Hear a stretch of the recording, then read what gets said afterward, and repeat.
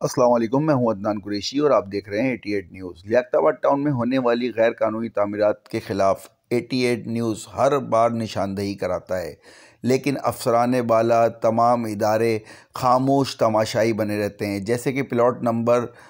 2/605 پہ کامران نامی بلڈر اور پیکج مافیا فہیم عرف کٹ دانے کی سرپرستی میں غیر قانونی تھرڈ فلور کا کام